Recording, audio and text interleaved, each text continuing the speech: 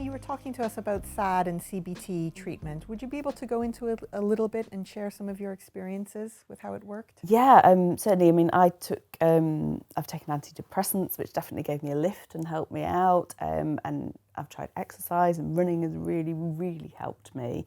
But I think I found CBT really helpful because it was just so practical, and it sort of helped me to take back control over my life and to kind of think about how I was organising my life and the extra stresses that I was putting on myself, and sort of how to plan seasonally as well. So I think mine came to a head when I moved to the countryside and to a sort of hilltop where it was very, very foggy sometimes and had a terrible winter.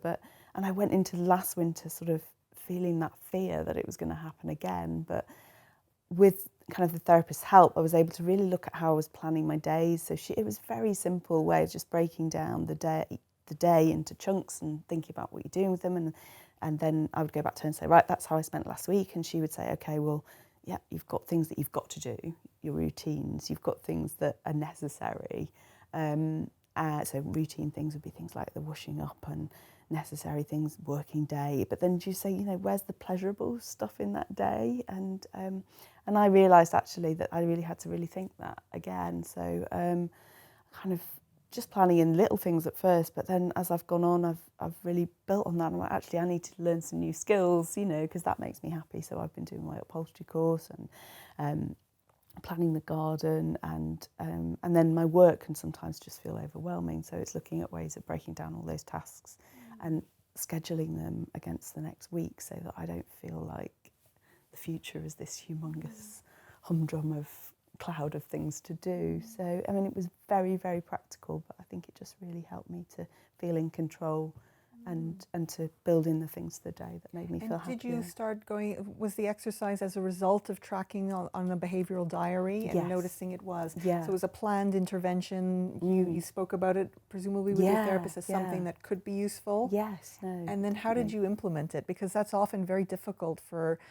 those of us who have really low mood and you don't have the motivation or the inclination to want to do anything, but it should be good for you. I mean, it was just mapping out the week, and then segmenting it and writing down when things were going to happen, and then like, that's my plan, stick it up on the wall and I'm going to stick to it. And I know that I'm accountable to this therapist who's going to talk to me about it next week, and then it just slowly got me back onto a kind of a happier keel. I mean, obviously I was doing other things as well. I was taking antidepressants, but quite soon felt like I didn't need them. I was taking my vitamins, but again, that's a routine thing that you've got to remember to do. So it's almost like drawing a little box in your diary going, have I actually taken my vitamin D today? Yes, just basic self-care, but all that can so quickly go out the window. You think you're doing it, but are you? But you've got this like paper record of what you're doing. The visual prompts help. So you were ticking and you've got a plan on the wall. Yes, and then days that were really couldn't be bothered, I would like get a gigantic piece. I've got a wonderful book, which I can't remember the name of, by an illustrator about cracking procrastination.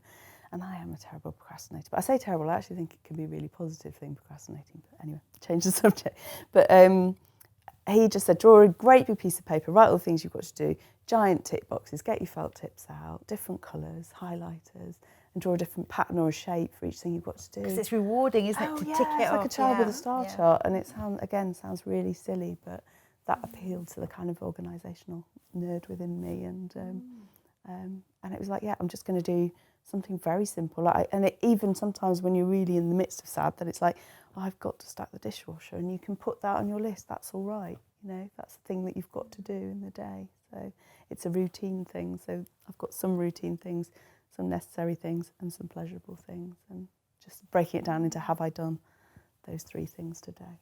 And the maintenance part for you wasn't as difficult as it can be, because it's quite easy also to slip out of habit and routine.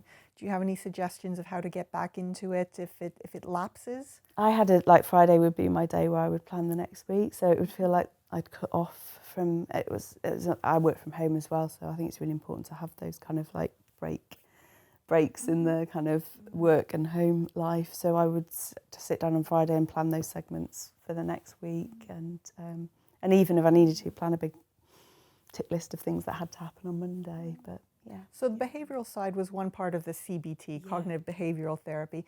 What about the cognitive side? Do you remember any of the exercises that you did on challenging negative thoughts? Yeah, I know, and they were amazing, and she just showed me those in kind of cartoon version, and we didn't have, she gave me the option to focus on the cognitive side or the behavioural side, and for me, the behavioural side appealed, but we did talk about it, and this just cycle of negative thoughts really stuck with me, and I was like, oh, that is what I'm doing to myself, I'm just going round in this circle spiral that's going down and down and down and down and down, and we unpicked some and kind of, wrote down what the thought was and how we could kind of break that circuit really. Do you remember what some of them were? I think because we'd moved house and we'd had, I was very concerned about dying really, and then how do I support this mortgage if my husband dies, or, I was worried about things like being isolated and not making friends. I was worried we'd had and actually we did anxiety scales, and I realised rodents is on there, and we'd had a mouse invasion, and that had absolutely, sent me off the scale as well. So, by the end it was quite interesting. Each week we'd review my scores for different feelings about anxieties and mood, and to see those specific things. So what was your specific thought about the rodents? Interested to know. I remember when I was at university, we had them invade the house there, and just terrified of them, and to have them invade your space, yeah. So something like they're going to take over, or they're going to invade my space. Yeah. That something really fast. They're going to run over you, or they're just going to jump on you, or just. And do you remember some of the thought challenging exercise that you did? Because there are different ways of doing it in CBT. One technique is to think of the complete opposite and then find a middle ground. The other is to spot the cognitive distortion or the thinking error, as in, is it black and white thinking? Or to try and find the flawed thought in that. I think it's picking out the flaws, basically, and just thinking, actually it's highly unlikely that my husband's going to die. He could have happened where we used to live, and just because, and moving my children was another fear, and, is this move a good one? Is it all going to go wrong, and actually realised how distorted those thoughts were, and not relevant, and how much they were actually stopping me from getting the practical things done that I needed to do to feel settled. And between the two, the emphasis on the cognitive work and the behavioural work, which do you think had most impact on you? I think I moved through the cognitive stuff quite quickly and was just able to rationalise that these aren't logical thoughts. And then when I was quite shocked though that I'd let myself slip into those quite so much, but quite easy to knock them on the head once we'd identified them, and then the behavioural stuff I think just really helped me to move on. Yeah.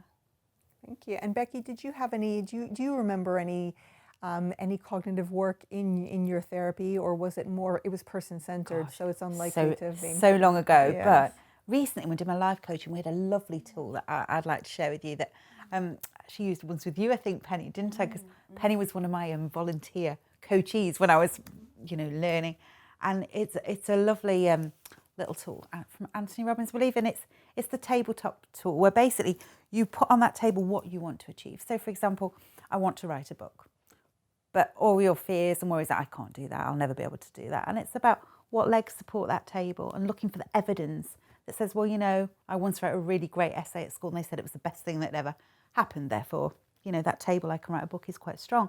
And then the next leg might say, I've got lots of time in the evenings, I can carve out an hour each day to work on writing that book. The next one might be, I know some friends in publishing, they might be really helpful, that supports that table too. And then the next leg might be, I love to write, and because I love it, I'm going to be able to put my heart and soul into that. So there's all your evidence supporting that table and that idea, I want to write a book. And I just think that's such a lovely, simple exercise to help people believe that they can get somewhere through evidence. So it's not just an idea, or it's not just positive thinking. The evidence is there that they can actually make happen what they want to happen. And it's such a simple tool, but you can use it with children so easily to make them see you face things like this before and come through. You do have these skills, and I think it worked really nicely, didn't it? It's very unusual, very nice to hear. Would you use it again? Is there something? I've used it so many times. Yeah. I've used it on myself as well. When I thought, for example, I struggle a lot with my weight and I think, I can't do it. And I have to think, right, well, I've lost it before, I've managed to get it done before, so I do know how to do it. I'm in charge of the food shopping, so there's my evidence for for managing that. There's a Slimming World Club down the road. You see, I'm talking myself back into going on a diet now.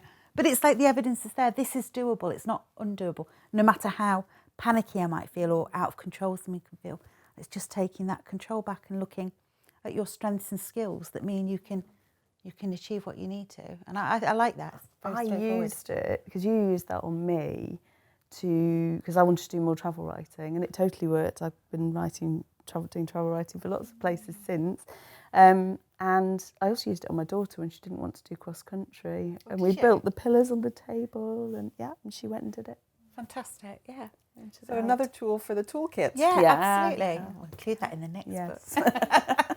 But just nice, simple things, just to get people thinking about what they can do and what their strengths are and what their skills are and what they've achieved in the past, rather than, oh, everything's terrible. It's just switching that thinking, isn't it, onto can do rather than can't. Yeah. And everyone could test it for themselves and see if that Absolutely. works. Yeah.